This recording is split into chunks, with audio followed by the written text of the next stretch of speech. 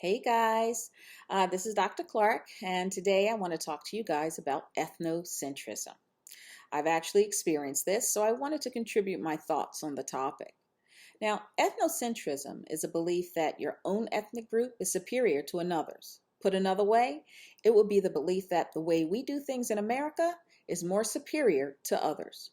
For example, having the belief that eating with a fork is better than eating with chopsticks, or driving on the right side of the road is better than the British who drive on the left side of the road.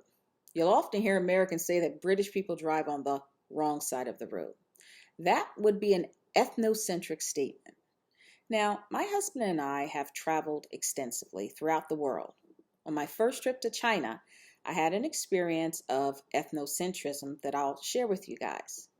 During this trip, I toured various provinces in China for about 3 weeks. I was with a group of British travelers who did a lot of complaining about China for most of the trip. One particular instance, we stopped at a large department store that also had a restaurant. It was apparent that many tourists stopped at this establishment because there were groups there from America, Canada, Germany, and of course, England.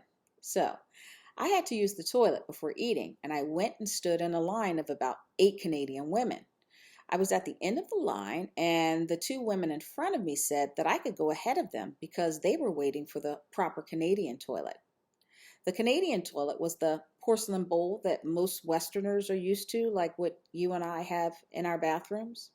The Chinese toilet, on the other hand, was an opening in the floor, similar to a trough, with water running through it. So, in order to use it, you would just squat over it and do your business, and then the business would be carried away with the water flow.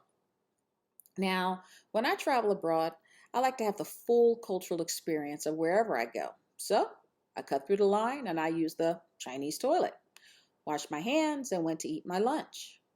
After lunch, I decided to go to the toilet one last time so I wouldn't have to hold it on the bus. So I go back to the same restroom, and there was a line out the door. But this time, the ladies in the line were all from England. The group in front of me told me that I could go ahead of them if I did not mind using the Chinese toilet. They were waiting for the proper English toilet. So, what is the point I'm making here? Both groups were taking ownership of the porcelain bowl. The Canadians called it theirs, and the English called it theirs. Both groups thought that it was barbaric to squat over a hole to do your business. And this was evident in the side conversations they were having about the Chinese toilet. In their conversation, among themselves, of course, they were making statements that their way of sitting on a high white throne was the best way. So, they would wait as long as was necessary for their turn to be queen of the white toilet bowl. They were actually being what we call ethnocentric. They thought that their way of using a public toilet was superior to the way that Chinese people use the public toilet.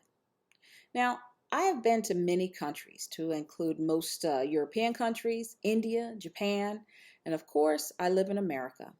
I've used many toilets in my travels, and I must say that Japan has the cleanest and most hygienic toilet system out there. Instead of toilet paper, they have what my husband likes to call a booty car wash. The proper name is bidet. When you finish your business, you continue to sit on the toilet and push a button for a spray of water that cleans both the front and the back. And this lessens the need for toilet paper. Now, some of you are most likely saying yuck, like my husband.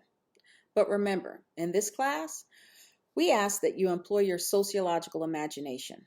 Pull yourself away and think of the situation from an alternate point of view. Till next time, bye for now.